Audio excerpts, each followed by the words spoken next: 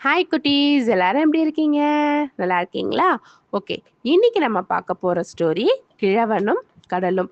இது வந்து 6th standard Tamil புக்ல இருக்கு. ரொம்ப நல்லா இருக்கு ஸ்டோரி. அதனால தான் உங்களுக்கும் கொண்டு வந்திருக்கேன். ஓகே, இன்னைக்கு நம்ம கடலுக்குள்ள போலாமா? ஒரு கடற்கரை ஓரத்துல சாண்டியாகோ அப்படிங்கிற ஒரு வயசான மீனவர் வந்து இருந்தாராம்.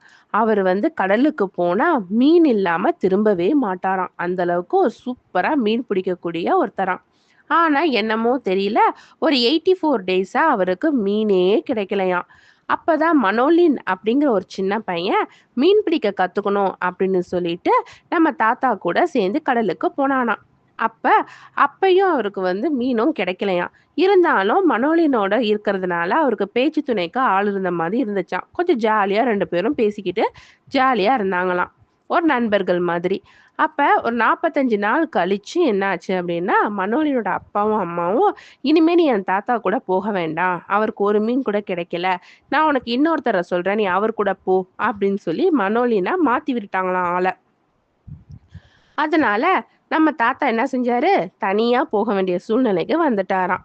அன்னைக்கு அந்த தாத்தா வந்து 85வது நாளா மீன் பிடிக்க போனாராம். ஏன்னா 84 டேஸா அவருக்கு மீனே கிடைக்கல. இது 85th டே கடலுக்கு அவரு போனாராம். அப்ப கடலுக்கு போனதுக்கு அப்புறமா அவர் யோசிச்சாராம், எனக்கு மீன்கள் கிடைக்கவே கிடைக்காதுன்னு எல்லாரும் சொல்றாங்க. அத நான் இன்னைக்கு மாத்தி காட்டியே ஆகணும் அப்படின்னு சொன்னாராம். அப்படி பேசிட்டு இருக்கும்போதே தனியா வந்திருக்க கூடாதோ, பேச்சு துணைக்கு மனோலின் இருந்திருந்தா கூட நல்லா இருந்திருக்குமே அப்படின்னு ஃபீல் பண்ணாராம். இரவு முழுவதுமா என்ன செஞ்சாராம், கடல்ல இருந்துட்டு ஒரு மீன் கூட சிக்கவே இல்லையாம். என்னடா இது, நைட்டு ஃபுல்லா இங்க இருந்துட்டோம், இன்னும் ஒரு மீன் கூட சிக்கலையே. மீன் இல்லாம கரைக்கு போனா அவ்வளோதான், இன்னைக்கு நான் மீன் இல்லாம கரைக்கு போறதா இல்ல அப்படின்னு சொல்லிட்டு பயங்கர ஃபோர்ஸா இருந்தாராம். அப்பதான் வந்து அவரோட தூண்டில்ல வந்து ஏதோ மாட்ற மாதிரி ஒரு ஃபீல் வந்து அவருக்கு இருந்துச்சு. "ஏய்! தூண்டில்ல ஏதோ மாட்டியிருக்கு போல இருக்கே! மீன் தான் வந்திருக்குன்னு நெனைக்கிறேன்." அப்படின்னு சொல்லிட்டு, "வா, வா மீனே! வா, தூண்டில் முள்ள இருக்கக்கூடிய அந்த மீன நீ சாப்ட்டு, நான் உன்னைய வந்து தூக்கிட்டு போகணும். நான் உன்னை விடவே மாட்டேன். அப்படிதான், வா, வா." அப்படின்னு சொல்லி தாத்தா சொல்லிக்கிட்டு இருந்தாராம். அப்ப தூண்டில வந்து வேகமா இழுக்கிறியா? நிச்சயமா இது ஒரு பெரிய மீனா தான் இருக்கணும்.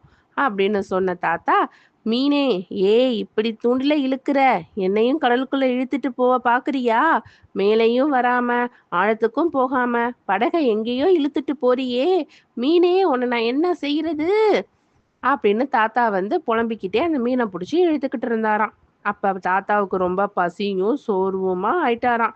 ஏன்னா, அவரு வந்து ரொம்ப நேரமா சாப்பிடல, தூங்கல. அதோட இல்லாம இந்த மீன புடிச்சதுலேருந்து 4 ஹவர்ஸ் ஆயிட்டா, இன்னமும் மீனு கைக்கு வந்து கிடைக்கவே இல்லையாம். அதனால அவர் என்ன செஞ்சுட்டாராம், ரொம்ப அசதியா அப்படியே படுத்துட்டாராம். கொஞ்ச நேரம் கழிச்சு, அந்த மீனு திரும்பவும் துள்ள ஆரம்பிச்சிருச்சாம். உடனே வந்து, மீனே நீ என்னைய எங்க இழுத்துட்டு போற?" அப்படின்னு சொல்லி அவரோட தூக்கம்லாம் கலைஞ்சு போச்சாம். அப்புறம் வந்து, "இனிமே இது வந்து சும்மா இருக்க முடியாது." அப்படின்னு சொல்லிட்டு, அவரோட ஃபுல் ஃபோர்ஸ குடுத்து இழுத்தாராம். அப்படிதான், அப்படிதான். மேல வா, மேல வா. உன்ன நான் தப்பிக்கவே விடமாட்டேன்." அப்படின்னு சொன்னாராம். அப்ப வந்து அந்த மீன் என்ன செஞ்சுச்சாம், அப்படியே துள்ளி குதிச்சுதாம். உடனே அத வந்து முழுசா பார்த்துட்டு, "ஏ அப்பாடி! எவ்வளோ பெரிய மீனா இருக்கு!" அப்படின்னு சொல்லிட்டு நம்ம தாத்தா என்ன செஞ்சாரா, சுத்தி சுத்தி போகாத, நில்லு நில்லு அப்படின்னு சொல்லிட்டு அவரோட ஃபுல் ஃபோர்ஸ வந்து காட்டினாராம். அப்ப மீன் என்ன செஞ்சுச்சாம், திரும்பவும் மேல மேல ஏறி ஏறி குதிச்சுக்கிட்டு இருந்துச்சாம். அத பார்த்த தாத்தா, என்னடா இது, இந்த மீன் நம்ம கிட்ட கையிலே கிடைக்க மாட்டேங்குதே அப்படின்னு சொல்லிட்டு ரொம்ப ஃபீல் பண்ணிக்கிட்டே அந்த மீனையும் புடிச்சு புடிச்சு இழுத்துக்கிட்டு இருந்தாராம். "நீ உன் உயிருக்காவ போராடுற, நான் உன்னைய பிடிக்க போராடுறேன்." அப்படின்னு தாத்தா தனக்கு தானே பேசிக்கிட்டே அந்த மீன வந்து ரொம்ப மணி நேரமா புடிச்சு புடிச்சு இழுத்துக்கிட்டே இருந்தாராம். அந்த மீனும் துள்ளி துள்ளி குதிச்சுக்கிட்டே இருந்ததாம். ஒரு வழியா தாத்தா வந்து அந்த மீன் கிட்ட வரும்போது ஒரு ஈட்டிய வச்சு குத்திட்டாராம். குத்துனோனே அந்த மீன் வந்து செத்து போச்சாம். "அப்பாடா!